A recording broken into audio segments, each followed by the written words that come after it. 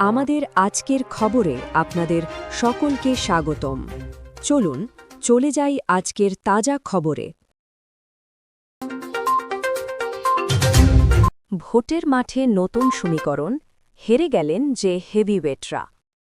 আমার তারেক ভাই সম্বোধন করে বিএনপি চেয়ারম্যানকে মমতার শুভেচ্ছা। তারেক রহমানকে মালয়েশিয়ার প্রধানমন্ত্রীর অভিনন্দন। বিএনপির বিজয়ে তারেক রহমানকে মবির অভিনন্দন।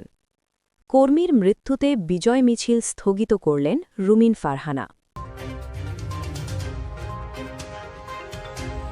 খবরের বিস্তারিত অংশ নিয়ে আমরা আবারও ফিরে আসব।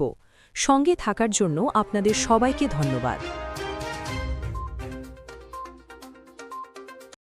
ভারতের পশ্চিমবঙ্গের মুখ্যমন্ত্রী মমতা বন্দ্যোপাধ্যায় বিএনপি চেয়ারম্যানকে আমার তারেক ভাই সম্বোধন করে অভিনন্দন জানিয়েছেন।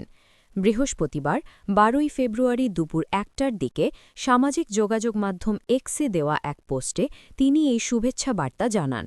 পোস্টে মমতা বন্দ্যোপাধ্যায় লিখেছেন, বাংলাদেশের সব ভাইবোন ও জনগণকে জানাই আমার শুভেচ্ছা এবং আগাম রমজান মোবারক। বাংলাদেশের এই বিপুল জয়ের জন্য আমার তারেক ভাই, তার দল ও অন্যান্য দলকে অভিনন্দন জানাই। সবাই ভালো থাকুন, সুখে থাকুন। তিনি আরও বলেন, আমাদের সঙ্গে বাংলাদেশের সুসম্পর্ক সবসময় বজায় থাকবে, এটাই আমরা কামনা করি। উল্লেখ্য, সারা দেশে ২৯৯টি আসনে বৃহস্পতিবার অনুষ্ঠিত হয়েছে ত্রয়োদশ জাতীয় সংসদ নির্বাচন ও গণভোটের ভোটগ্রহণ। সকাল ৭:৩০ থেকে বিকেল ৪:৩০ পর্যন্ত ভোটগ্রহণ চলে। এরপর গণনা শুরু হয় এবং রাতের মধ্যেই নির্বাচনী ফলাফল ঘোষণা করা হয়। বাংলাদেশের ত্রয়োদশ জাতীয় সাধারণ নির্বাচনে নিরঙ্কুশ জয়লাভ করায় বিএনপি ও দলটির চেয়ারম্যান তারেক রহমানকে উষ্ণ অভিনন্দন জানিয়েছেন মালয়েশিয়ার প্রধানমন্ত্রী আনোয়ার ইব্রাহিম। শুক্রবার ১৩ ফেব্রুয়ারি এক বার্তায় তিনি এই বিজয়কে গণতন্ত্রের জয় হিসেবে অভিহিত করেন। মালয়েশিয়ার প্রধানমন্ত্রী বলেন, তারেক রহমান এবং বাংলাদেশ জাতীয়তাবাদী দলকে বিএনপিকে তাদের এই অভাবনীয় নির্বাচনী বিজয়ে আমি আন্তরিকভাবে অভিনন্দন জানাই। এটি প্রকৃত অর্থেই গণতন্ত্রের বিজয়। বাংলাদেশের মানুষ নানা চড়াই উতরাই এবং অসাধারণ সব চ্যালেঞ্জ পার করে ব্যালট বক্সের মাধ্যমে তাদের রায় স্পষ্টভাবে জানিয়ে দিয়েছে। অন্তর্বর্তীকালীন সরকারের প্রধান উপদেষ্টা ড. মুহাম্মদ ইউনুসের ভূমিকার প্রশংসা করে তিনি বলেন, আমি আমার প্রিয় বন্ধু ড. মুহাম্মদ ইউনুসের প্রতি বিশেষ কৃতজ্ঞতা ও প্রশংসা জ্ঞাপন করছি। এই গুরুত্বপূর্ণ রূপান্তরকালীন সময়ে প্রধান উপদেষ্টা হিসেবে তার সুযোগ্য নেতৃত্ব এবং একটি সুষ্ঠু ও সুন্দর গণতান্ত্রিক প্রক্রিয়া নিশ্চিত করার প্রচেষ্টাকে আমি সাধুবাদ জানাই।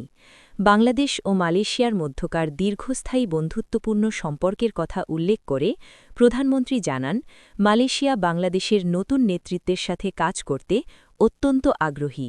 তিনি আশা প্রকাশ করেন, এই নতুন সূচনার মাধ্যমে দুই দেশের দ্বিপাক্ষিক সম্পর্কে এক নতুন গতির সঞ্চার হবে। সবশেষে তিনি মালয়েশিয়ার জনগণের পক্ষ থেকে বাংলাদেশের সাধারণ মানুষের প্রতি আন্তরিক শুভেচ্ছা ও ভালোবাসা জানান। ত্রয়োদশ জাতীয় সংসদ নির্বাচনে বিএনপির নিরঙ্কুশ বিজয়ে দলটির চেয়ারম্যান তারেক রহমানকে অভিনন্দন জানিয়েছেন ভারতের প্রধানমন্ত্রী নরেন্দ্র মোদী। শুক্রবার ১৩ ফেব্রুয়ারি সকালে সামাজিক যোগাযোগ মাধ্যম এক্স বা সাবেক টুইটারে দেওয়া এক বার্তায় এ অভিনন্দন জানান তিনি। এক্সে দেওয়া বার্তায় নরেন্দ্র মোদী বলেন, এই বিজয় বাংলাদেশের জনগণের আস্থা ও গণতান্ত্রিক আকাঙ্ক্ষার প্রতিফলন। তিনি আশা প্রকাশ করেন, গণতান্ত্রিক, প্রগতিশীল ও অন্তর্ভুক্তিমূলক বাংলাদেশ গঠনের পথে ভারত সবসময় পাশে থাকবে। ভারতের প্রধানমন্ত্রী আরও বলেন, দুই দেশের মধ্যকার দীর্ঘদিনের বন্ধুত্বপূর্ণ সম্পর্ক ভবিষ্যতে আরও জোরদার হবে। পারস্পরিক সহযোগিতা, আঞ্চলিক স্থিতিশীলতা ও অভিন্ন উন্নয়ন লক্ষ্যে বাংলাদেশ ও ভারত একসঙ্গে কাজ করবে বলেও তিনি আশাবাদ ব্যক্ত করেন। এর আগে শুক্রবার সকালে ঢাকার মার্কিন দূতাবাসের ভেরিফাইড ফেসবুক পেজে দেওয়া এক পোস্টে বিএনপির বিজয়ে অভিনন্দন জানায় যুক্তরাষ্ট্র। ওই পোস্টে বাংলাদেশ ও যুক্তরাষ্ট্রের মধ্যে সমৃদ্ধি, স্থিতিশীলতা ও নিরাপত্তা জোরদারে একযোগে কাজ করার আগ্রহ প্রকাশ করে দেশটি। পাশাপাশি সফলভাবে নির্বাচন আয়োজনের জন্য বাংলাদেশের জনগণকে অভিনন্দন জানায় যুক্তরাষ্ট্র। কর্মীর মৃত্যুতে পূর্বনির্ধারিত বিজয় মিছিল স্থগিত করলেন ব্রাহ্মণবাড়িয়ার সরাইল উপজেলার নবনির্বাচিত সংসদ সদস্য ব্যারিস্টার রুমিন ফারহানা। শুক্রবার ১৩ ফেব্রুয়ারি সকালে রুমিন ফারহানার ব্যক্তিগত সহকারী মোহাম্মদ জাকির হোসেন গণমাধ্যমকে এ তথ্য নিশ্চিত করেন। তিনি জানান, সরাইল উপজেলা জুড়ে বিজয় উদযাপন উপলক্ষে রাত থেকেই মিছিল ও আনন্দ র্যালির প্রস্তুতি চলছিল। হঠাৎ আকবরের ইন্তেকালের খবর ছড়িয়ে পড়লে নেতাকর্মীদের মাঝে শোকের ছায়া নেমে আসে। এই প্রেক্ষিতে আনন্দঘন সব কর্মসূচি বাতিল করে শোক পালন করার ঘোষণা দেন ব্যারিস্টার রুমিন ফারহানা। এক জরুরি ঘোষণায় বলা হয়, আমাদের প্রিয় নেতা আকবরের ইন্তেকালে আমরা গভীরভাবে শোকাহত। তার প্রতি শ্রদ্ধা ও সম্মান জানিয়ে পূর্বনির্ধারিত বিজয় মিছিল বা আনন্দ র্যালি স্থগিত করা হল। এই শোকের মুহূর্তে আমরা আনন্দ নয়, শোক ও দোয়ার মাধ্যমে তার স্মৃতির প্রতি সম্মান জানাতে চাই। খুলনা ২ সদর সোনাডাঙ্গা আসনে বিএনপির প্রার্থী নজরুল ইসলাম মঞ্জুকে হারিয়ে জামায়াতে ইসলামীর শেখ জাহাঙ্গীর হোসেন হেলাল বিজয়ী হয়েছেন। জামায়াতের প্রার্থী বাড়িপাল্লা প্রতীকে পেয়েছেন ৯৩,৭৭৯ ভোট। তার নিকটতম প্রতিদ্বন্দ্বী নজরুল ইসলাম মঞ্জু ধানের শীষ প্রতীকে পেয়েছেন ৮৮,১৯৭ ভোট। দুজনের ভোটের ব্যবধান ৫,৫৯২। এছাড়া ইসলামী আন্দোলন বাংলাদেশের প্রার্থী আমানুল্লাহ হাতপাখা প্রতীকে পেয়েছেন ৭,২৯৮ ভোট। ২০০৮ সালে খুলনার ৬টি আসনের মধ্যে একমাত্র বিএনপির প্রার্থী হিসেবে খুলনা ২ আসনে সংসদ সদস্য নির্বাচিত হয়েছিলেন নজরুল ইসলাম মঞ্জু। ২০০১ সালে বিএনপির চেয়ারপারসন খালেদা জিয়া এই আসন থেকে জয় পান। ১৯৯১ এবং ১৯৯৬ সালে এখানে বিএনপি থেকে জয় পান সাবেক স্পিকার শেখ রাজ্জাক আলী। ১৯৯৬ সালের পর এই আসনে কখনো প্রার্থী দেয়নি জামায়াত। মিয়া গোলাম পারওয়ার জিততে পারেননি। খুলনা ৫ ডুমুরিয়া ফুলতলা আসনে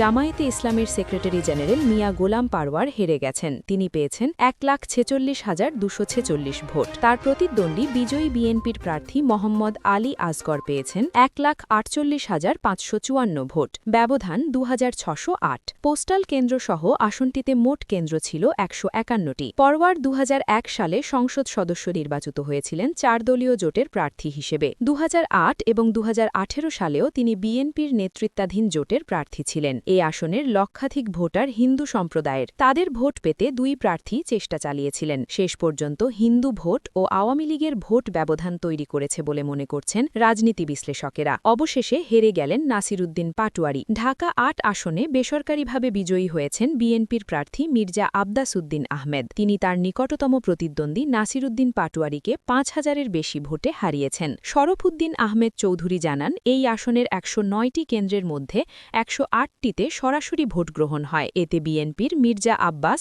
৫৬,৫৫২ ভোট পান। এর সঙ্গে তিনি ২,৮১৪টি পোস্টাল ভোট পেয়েছেন। তাতে মোট ভোট পড়ে ৫৯,৩৬৬টি। অন্যদিকে ঢাকা ৮ আসনে এনসিপির মোহাম্মদ নাসির উদ্দিন পাটোয়ারি ১০৮টি কেন্দ্রে পেয়েছেন ৫১,৫৭২টি ভোট। এর সঙ্গে তিনি পোস্টাল ভোট পেয়েছেন ২,৫৫৫টি। তাতে তার পক্ষে মোট ভোট পড়ে ৫৪,১২৭টি। হেরে গেলেন তাসনিম জারা। তাসনিম জারা ফুটবল প্রতীকে পেয়েছেন ৪৪,৬৮৪ ভোট। ত্রয়োদশ জাতীয় সংসদ নির্বাচনে ঢাকা ৯ আসনের প্রাথমিক ফলাফলে বিএনপির প্রার্থী হাবিবুর রশিদ বেসরকারিভাবে নির্বাচিত হয়েছেন। তবে স্বতন্ত্র প্রার্থী হিসেবে তাসনিম জারা ফুটবল প্রতীকে পেয়েছেন ৪৪,৬৮৪ ভোট। ঢাকার বিভাগীয় কর্মীকর্তা ও রিটার্নিং কর্মকর্তা শরফুদ্দিন চৌধুরী ফল ঘোষণা করেন। ঘোষিত ফল অনুযায়ী ধানের শীষ প্রতীকে হাবিবুর রশিদ পেয়েছেন ১,১১,২১২টি ভোট। তার নিকটতম প্রতিদ্বন্দ্বী জাতীয় নাগরিক পার্টির প্রার্থী মোহাম্মদ জাবেদ মিয়া পেয়েছেন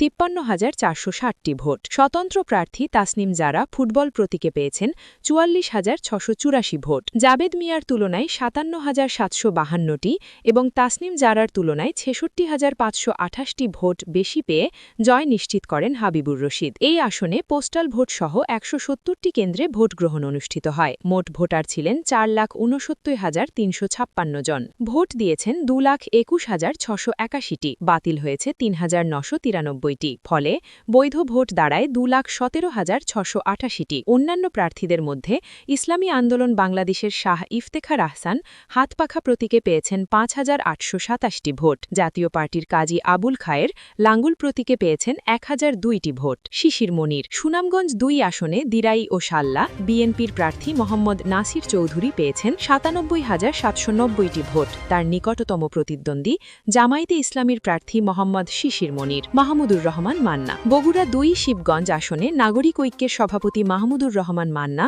হেভিওয়েট প্রার্থী হিসেবে আলোচনায় ছিলেন, তবে শেষ পর্যন্ত তিনি প্রত্যাশিত ফল করতে পারেননি। কেটলি প্রতীকে ভোট পাওয়ার সংখ্যা মাত্র ৩,৪২৬, ফলে তিনি জামানত হারিয়েছেন। আসনটিতে বিএনপির প্রার্থী মীর শাহ আলম ১,৪৫,০২৪টি ভোট পেয়ে বেসরকারিভাবে নির্বাচিত হয়েছেন। তার নিকটতম প্রতিদ্বন্দ্বী জামায়াত প্রার্থী মাওলানা শাহাদাতুজ্জামান ৯৩,৫৪৮টি ভোট পেয়েছেন। রাশেদ খান। ঝিনাইদহ ৪ আসনে বিএনপি মনোনীত প্রার্থী ও গণ অধিকার পরিষদের সাবেক সাধারণ সম্পাদক রাশেদ খান তৃতীয় হয়েছেন। তিনি পেয়েছেন ৫৫,৭৭০টি ভোট। এ আসনে ১,০৪,০৩১টি ভোট পেয়ে সংসদ সদস্য নির্বাচিত হয়েছেন জামায়াত মনোনীত দাড়িপাল্লা প্রতীকের প্রার্থী আবু তালেব। তার নিকটতম প্রতিদ্বন্দ্বী স্বতন্ত্র কাপ পিরিচ প্রতীকের সাইফুল ইসলাম ফিরোজ পেয়েছেন ৭৫,৭৫০টি ভোট। জিএম কাদের। রংপুর ৩ আসনে জয় পেয়েছেন বাংলাদেশ জামায়াতে ইসলামীর প্রার্থী মোহাম্মদ মাহবুবুর রহমান বেলাল। তিনি পেয়েছেন ১,৭৫,৮২৭টি ভোট। তার নিকটতম প্রতিদ্বন্দ্বী বিএনপির প্রার্থী মোহাম্মদ শামসুজ্জামান শামু পেয়েছেন ৮৪,৫২৮টি ভোট। আর লাঙ্গল প্রতীকে জাতীয় পার্টির চেয়ারম্যান গোলাম মোহাম্মদ কাদের পেয়েছেন ৪৩,৩৮৫টি ভোট। সাইফুল হক। ঢাকা ১২ আসনে বেসরকারিভাবে বিজয়ী হয়েছেন জামায়াতের প্রার্থী সাইফুল আলম। বিএনপি জোট সমর্থিত প্রার্থী সাইফুল হককে বিপুল ভোটের ব্যবধানে জয় পেয়েছেন সাইফুল আলম। দাড়িপাল্লা প্রতীকে সাইফুল আলম পেয়েছেন ৫৩,৭৩০টি ভোট। তার নিকটতম প্রার্থী বাংলাদেশের বিপ্লবী ওয়ার্কার্স পার্টির সাধারণ সম্পাদক কোদাল প্রতীকে পেয়েছেন ৩০,৯৬৩ ভোট, অর্থাৎ সাইফুল হক থেকে ২২,১৮০টি ভোট বেশি পেয়ে সাইফুল আলম জয় পেয়েছেন। হারুনুর রশিদ হারুন। বিএনপি চেয়ারম্যানের উপদেষ্টা ও সাবেক এমপি হারুনুর রশিদ হারুনকে হারিয়ে জয় তুলে নিয়েছেন চাঁপাইনবাবগঞ্জ ৩ আসনের জামায়াত মনোনীত প্রার্থী নুরুল ইসলাম বুলবুল। দাড়িপাল্লা প্রতীকে নুরুল ইসলাম বুলবুল পেয়েছেন ১,৮৮,৯১৩টি ভোট। অন্যদিকে ধানের শীষ প্রতীকে হারুনুর রশিদ পেয়েছেন ১,২৬,৯৯৭টি ভোট। মোহাম্মদ গোলাম সারোয়ার তুষার। নরসিংদী ২ আসনে জয় পেয়েছেন বিএনপির আব্দুল মুঈন খান। তিনি ভোট পেয়েছেন ৯২,৩৫২টি। তার নিকটতম প্রতিদ্বন্দ্বী বাংলাদেশ জামায়াতে ইসলামীর মোহাম্মদ আমজাদ হোসেন পেয়েছেন ৫৫,১৬৮টি ভোট। আর নাগরিক জনতা পার্টির